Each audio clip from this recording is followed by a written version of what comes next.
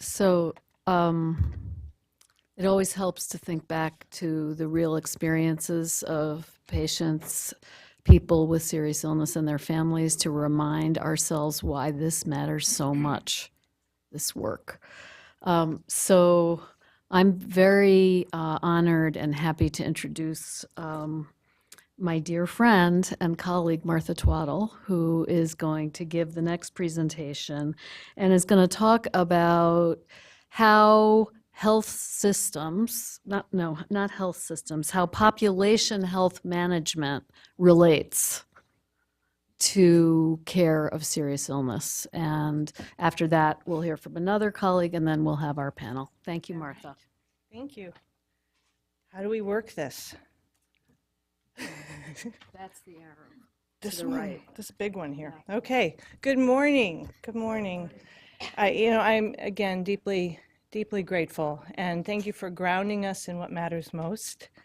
And I'm touched again as a person who's been part of this field now for nearly 30 years, kind of one of the moms of palliative care, starting off as a primary care internist and recognizing the specialty was really created to infuse again into medicine the biopsychosocial spiritual model of care, which is our deepest roots of allopathic medicine. That's where we came from. That's what we're trying to get back to. As in the typical American way, we need to create a specialty in order to do what is really the generalist approach. And I think we're coming back to our home through this. So what I'd like to do is take you through a bit of a paradigm or a framework that really to think as we're grounded in relationship and we care about our patients, we also have to lift our chin to think about who is this person in the context of many. We all, and we need to teach this to every provider, every professional, to think in terms not just of the individual in front of us, but the populations and how to risk stratify and how to apply the right care to the right person at the right time, which is the hallmark of quality. So this idea of looking at health outcomes, looking at populations of people, and thinking about disparities and what Diane said, I resonate so much. We don't want people to be lucky to get the care. We want to identify that they need it and apply the right support in a proportion to their need. We find that sometimes we do too much for some and not enough for others. So very much grounding our systems of care in a systematic approach to identify those folks who would benefit. So it becomes less about prognosis and more about need. Let's apply the right care at the right time. And we have to think about systems of care that are scalable, that can flex. Because goodness, we face a silver tsunami, right? We have to be able to look around and say, who's here with me? Can I think of different ways to meet this need that engages others in community to do this? And then how can we communicate? It's about the person and it's about those who love and care for them. So I'm, too, going to ground this just in a person who is actually an aggregate of many for HIPAA reasons. But I think many of you will know Eleanor. Eleanor is my daily bread, so to speak, an 88-year-old African-American woman who's retired, never finished high school, worked for a factory along with her husband, who is now deceased. She has a wheelbarrow full of morbidities. And we think of this person as the multi-morbidity individual, not comorbidity. It's not one or two. It's a basket. It's a wheelbarrow full of illness that she struggles to manage. When we have more than three, we are overwhelmed. So all these different things, as well as pain and limitation because of arthritis and because of obesity, she struggles. So what happens is at 3 a.m., when she tries to figure out what to do, she calls her doctor's office, and what does her doctor tell her to do? Hang up and call 911. She's very adherent to the plan of care, as has been presented thus far. Her family system is also extraordinarily important to pay attention to. 2 daughters, a daughter and a granddaughter, who cannot be employed full-time because she needs full-time caregiving. So each is part-time. Economically, this family system relies on Eleanor's Social Security. so that they can be maintained, so their home can be maintained. We have to pay attention to these things as well. She's not seen her primary care physician for months because she's been in the ED or hospital. And that person, that individual, doesn't even know because he's not on the same health system and doesn't get the same EMR. What Eleanor has to look forward to is a series of crises. This is the typical trajectory where she earns any support she might get through having a crisis first, by raising her hand, by decompensating and going to the ED. So the typical routine of hospital, rehab, home health, back to home, and then the next crisis, she gets to cruise altitude, albeit it's not the same level as before. What happens in that community support, as Diane highlighted, is such a lack of coordination and such a duplication of cost. They all have their own infrastructure, they all have their own offices and EMRs, et cetera, and nobody talks to anyone else. It's amazing that more than 90% of community-based resources are absolutely siloed, and they rely on paper and fax machines. We are like the last bastion of the fax within medical communities. It's insane. Only 7% would actually tell you that they are coordinated and integrated. We have some work to do, but we at least by seeing what the issues are, we can identify what some of the solutions would be. Eleanor may not even be eligible for some of this support. You know, this increased use of observation status in the hospital limits her options when she leaves the hospital. Plus, remember, her family system and where they need her to be. A nursing home would devastate an entire family system if that's where she ended up. She's not eligible for hospice, she's not dying, but she's seriously ill and she needs coordinated care.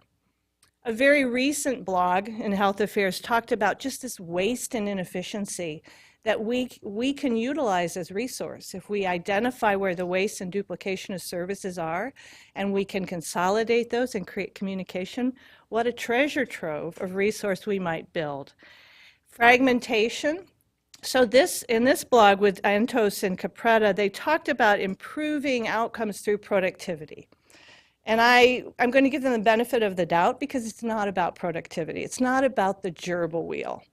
As a primary care internist starting in an office when I started, back when dinosaurs roamed the earth, I saw my patients everywhere they went. I was their EMR. I saw them in the hospital, I saw them in the nursing home, and I spent at least a half a day a week doing home visits. That system worked. And when we fragmented and limited that system, guess what happened? Our costs escalated.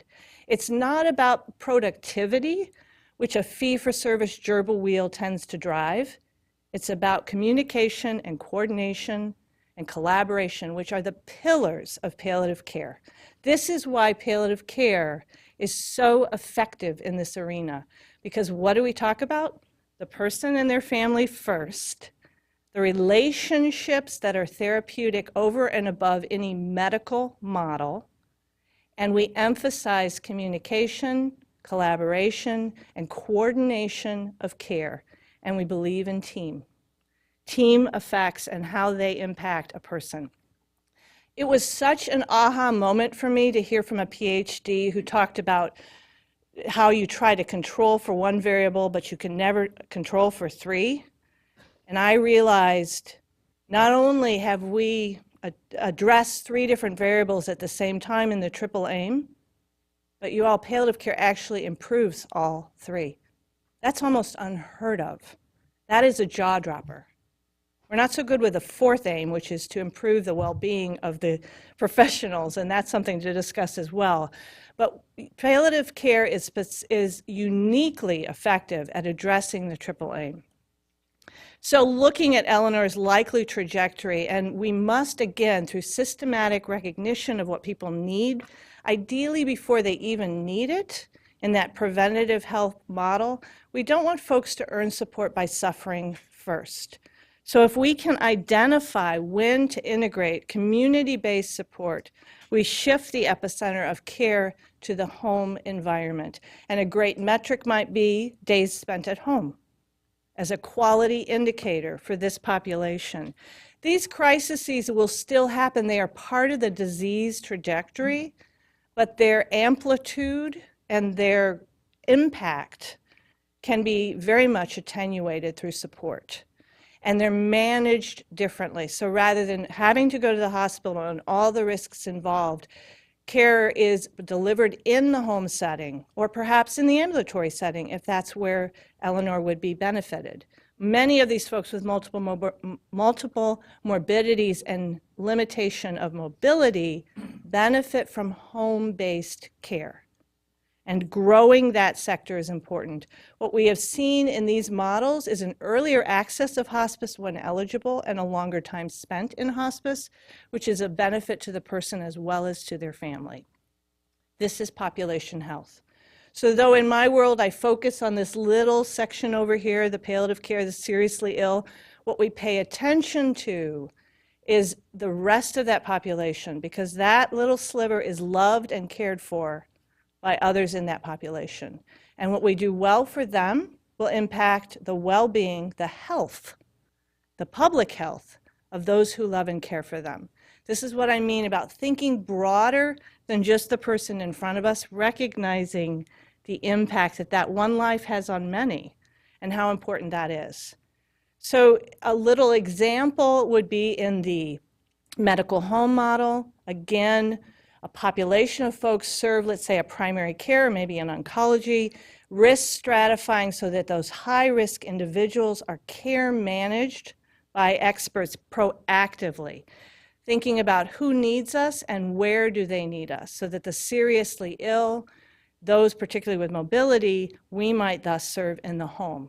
This is a blown-up diagram of the medical home. To the left, we have the office. We have low risk, medium risk, perhaps in the ambulatory setting. But that same care manager, who might thus in the infrastructure of cost be rooted in that office, could help coordinate care into the community and link to resources so we don't silo. Perhaps it's a home-based primary care service, perhaps it's a home-based palliative care, but those things in the community particularly need to be brought together. Again, an opportunity to coordinate, to collaborate, which will very much help us reach more folks. Helping with transitions, helping with acute care management and active care management of folks that then allows them to avoid utilization of services that are non-beneficial. We're not preventing hospitalizations. We're refocusing care on what is beneficial and definitely coordinating the gaps of care.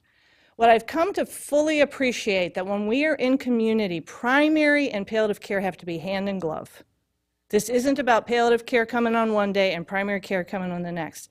We create team, we collaborate, we coordinate, and that allows us to scale. That is incredibly important. So physicians, advanced practice professionals, the rest of the team, and critical in this too is understanding which resource needs to be at the bedside through telehealth, telemedicine, understanding in advance who needs to be there. So when we're in the home, we are very aware that there are social issues that will influence and impact how we try to deliver care. So any system of care that we take into account or try to unfold has to take into account, where does Eleanor live? What is Eleanor dealing with? How do I improve care in the home? This really compels us to connect. The days of EMRs not talking to each other, paper faxes when there is no fax machine that works or it doesn't have paper in it anymore, those need to go away. We need to drive and insist on systems that coordinate so that we don't repeat care.